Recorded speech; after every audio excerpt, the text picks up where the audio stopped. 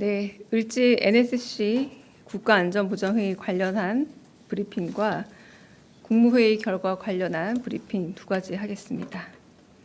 다들 좀 빠듯하게 식사하고 오셨죠? 네, 저도 다음 일정이 좀 빠듯하게 있어서 좀 시간이 애매했습니다. 강유정 대변인입니다. 이재명 대통령 주재로 오늘 오전 을지 국가안전보장회의 전체 회의가 열렸습니다. 오늘 회의에는 김민석 국무총리와 외교, 통일, 국방, 행안부 장관과 이종석 국가정보원장, 강훈식 대통령 비서실장, 위성락 국가안보실장과 안보실 1, 2, 3차장, 김명수 합동참모본부 의장 등이 참석했습니다. 회의에서는 전시 상황을 대비한 국가 총력전 수행 능력과 기관별 전시 전환 절차 등에 대한 점검이 이루어졌습니다.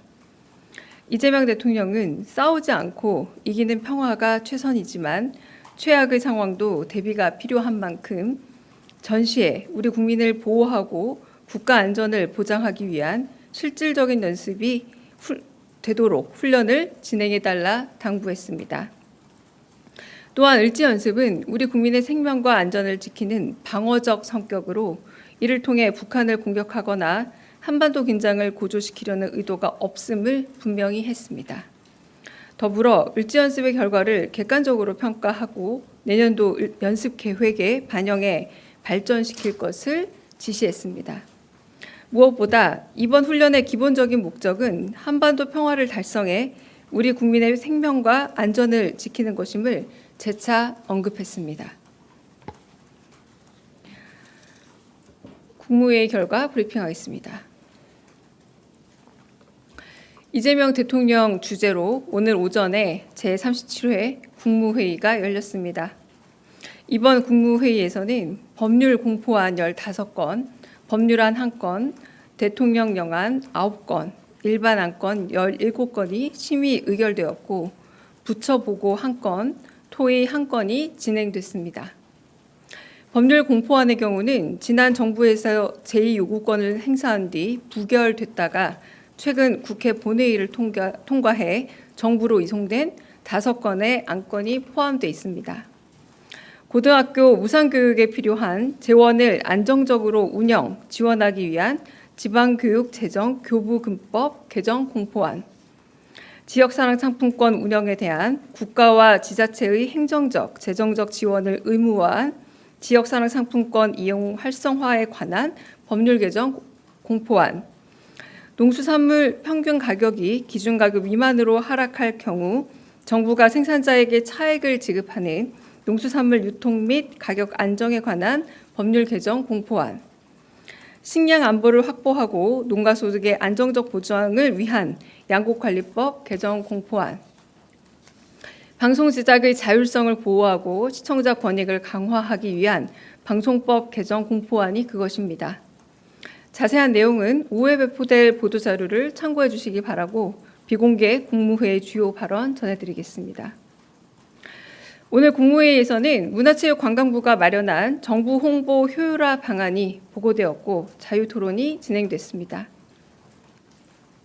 문체부가 마련한 정부 홍보 효율화 방안은 정책 홍보를 강화하고 정부 광고 효과를 높이기 위해 정부 부처와 장차관의 SNS를 활성화하는 등 디지털 중심으로 정부 홍보 기조를 대전환하고 범정부 차원의 홍보 지원 시스템을 혁신하며 디지털 소외계층에 특화된 홍보를 추진하는 등 정부 홍보의 사각지대를 해소하는 방안이 담겨 있었습니다.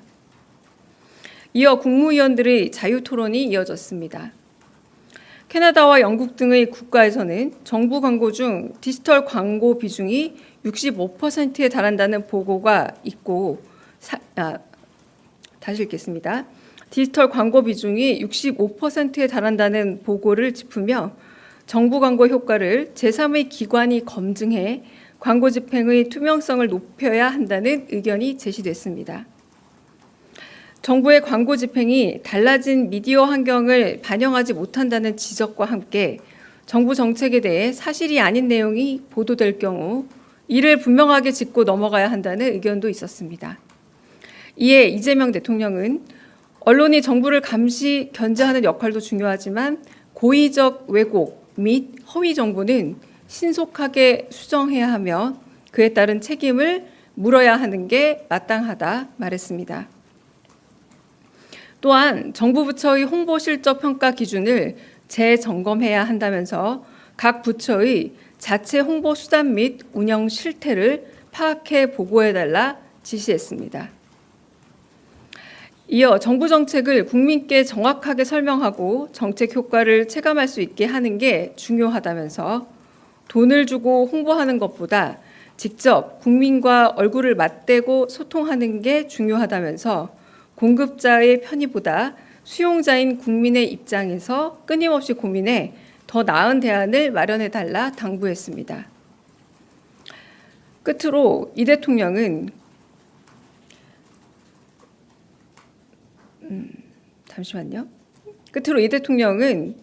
민감한 핵심 쟁점을 국민께 알리는 공론화 과정을 반드시 거쳐야 한다면서 최대한 속도를 내더라도 졸속이 되지 않게 잘 챙겨달라고 강조했습니다.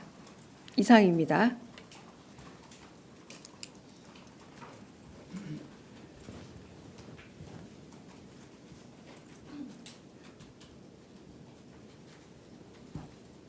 마지막 문단만 제가 한번 다시 고쳐 읽을게요. 제가 좀 읽으면서 고쳐가지고요. 끝으로 이 대통령은 민감한 핵심 쟁점인 경우 국민께 알리는 공론화 과정을 반드시 거쳐야 한다면서 최대한 속도를 내더라도 졸속화되지 않게 잘 챙겨달라 강조했습니다. 이상입니다.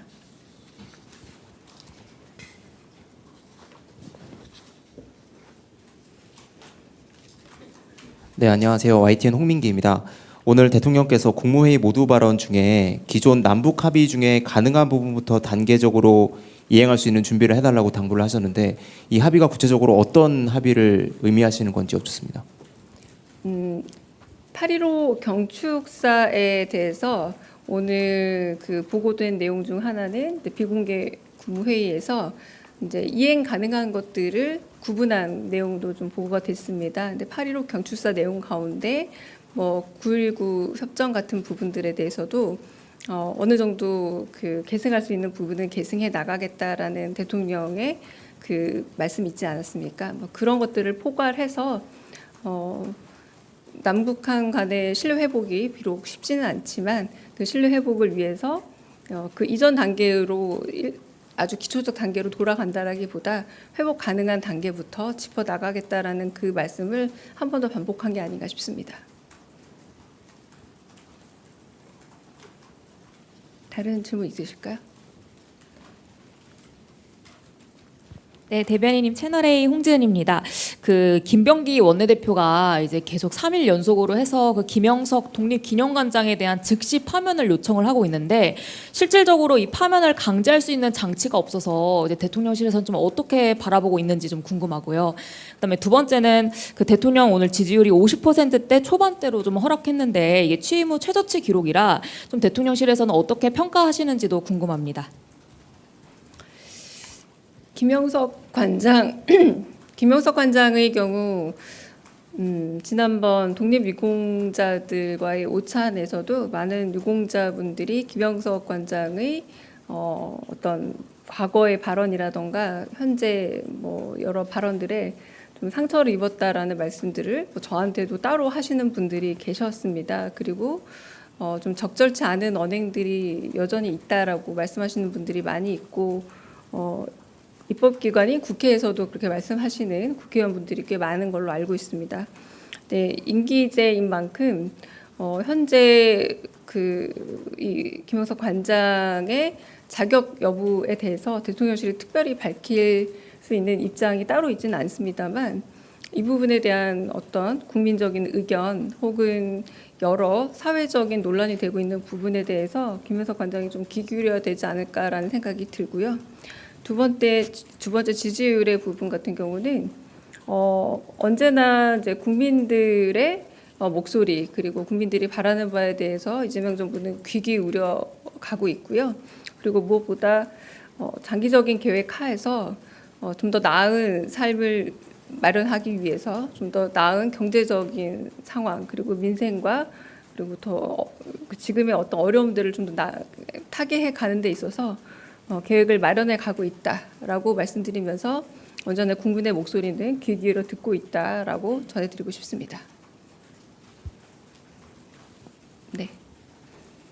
네, 대변인님, 저 MBN 표선우입니다. 앞선 그 질문에서 조금 연관되는 건데 국정 지지율이 그런데 2주 연속 어쨌든 하락을 하다 보니까 대통령실에서는 이 원인을 뭐라고 파악하고 계신지 궁금하고요. 국무회의에서도 관련 발언이나 보고 있었을지 여쭙습니다. 언제나 국민의 목소리라는 거는 어떤 방식으로 전해오든 귀 기울여 듣고 있고요. 시장에 가서 직접 듣는 목소리부터 편지라던가 혹은 온라인으로 전달되어 오는 여러 목소리 그리고 여론조사 다 경청하고 듣고 있습니다. 그러나 한편으로는 또 국민의 삶을 실질적으로 개선해 가는 데 있어서 구체적인 방법은 무엇인지에 대해서 고민하고 있고요. 그 고민의 여정에 있다라고 다시 대답을 드리겠습니다.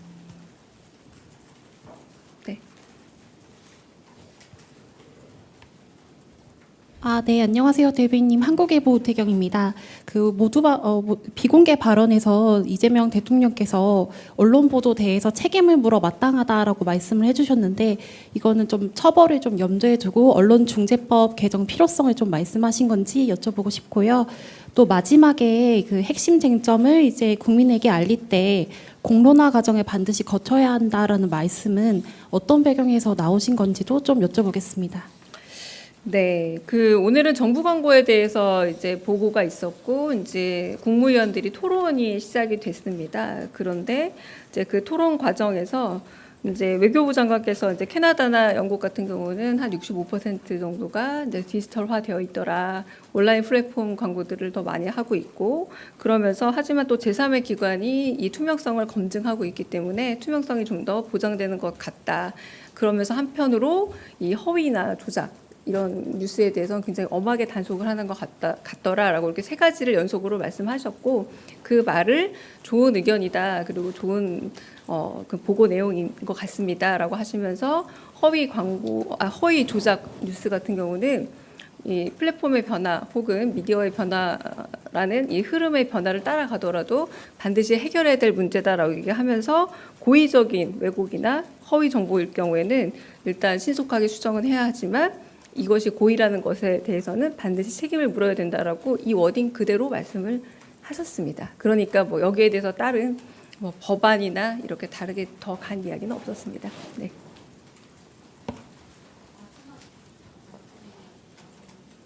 죄송합니다. 네.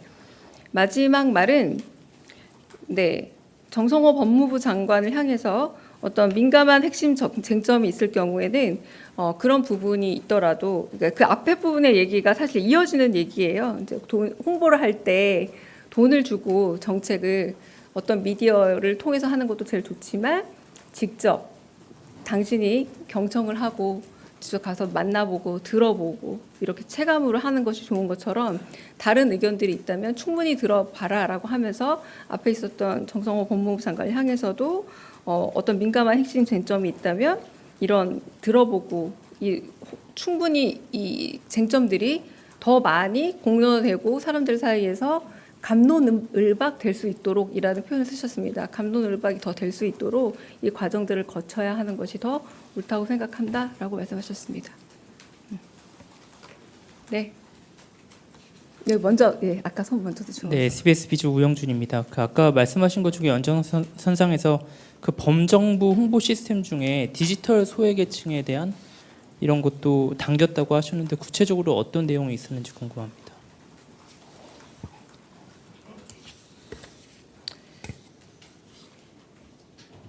범정부 차원의 홍보 지원 시스템을 좀 혁신해야 한다라고 하고, 그러니까 이거는 이제 문체부 보고에서 나온 말씀이었는데요. 그러니까 도달이 잘 안 되는 부분이 있지 않느냐라는 얘기에도 가깝습니다. 그러니까 정책을 만들어서 더 많은 사람들이 소비할 수 있도록 도달률을 높여야 하는데 이 부분에 있어서 도달률이 좀 낮은 것이 정책에 대한 효용감을 떨어뜨리는 것 아니냐 이런 어떤 흐름에서 나온 거지 특별한 어떤 계층을 두고 한 얘기는 아니었습니다.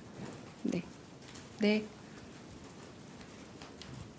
네, 매일노동뉴스 연윤정입니다. 오늘 국무회의에서 고용노동부 그러니까 산업재해 예방 감독 업무 인원을 이제 300명 증원하는 안을 오늘 좀 통과한 걸로 알고 있는데 이와 관련해서 국무회의에서 대통령님의 그러니까 추가적인 발언이라든지 아니면 국무회의에서 다른 토론이 좀 있었다든지 보고가 있었다든지 궁금합니다. 없었습니다. 네. 네, SBS 박예린입니다. 대통령께서 산업재해 근절 의지 여러 차례 밝혀주셨는데 오늘 김영훈 노동부 장관이 대통령께서 산재 관련 대통령실 메신저 직보방에 본인을 초대했다 이렇게 언론 인터뷰에서 밝혀주셨는데요. 이 메신저 직보방에 참여 인원이 어떻게 되고 어떻게 구성이 되고 있고 운영이 또 어떻게 되고 있는지 좀 말씀해 주실 수 있는 부분이 있는지 궁금합니다. 제가 그 대통령님 휴가 마지막 날 급하게 브리핑했던 걸로 기억나는데요. 이제 직보체계 만들어라라고 말씀드렸잖아요. 그때 그 온라인 직보방이 만들어졌고요. 제가 그때 당시 알기로는 비서실장님, 상황실장, 그리고 노동부 장관, 시민사회 수석, 그리고 노동비서관 이렇게 들어가 있는 방이 만들어졌던 걸로 기억이 납니다. 아마 거기에 더 초대가 됐다라는 말씀으로 들립니다. 네. 안녕하세요. 오마이뉴스의 이경태 기자입니다. 그 언론 홍보 관련해서 그 디지털 광고 비율에 대한 이야기가 나오는데 이 의미가 유튜브 광고 집행을 늘린다라는 뜻인지 정확하게 좀 구체적인 설명이 있었으면 좋겠습니다. 오늘은 그 보고 차원이었는데 제가 요 말을 추상화한 게 아니라 그냥 디지털 이렇게 얘기가 나왔고요. 구체적인 어떤 매체명이라던가 플랫폼명이 나온 게 아니라 정말 제가 이렇게 말한 것처럼 디지털 중심으로 정보 홍보 기조가 대전환하고 있다. 이런 워딩으로 나왔습니다. 네.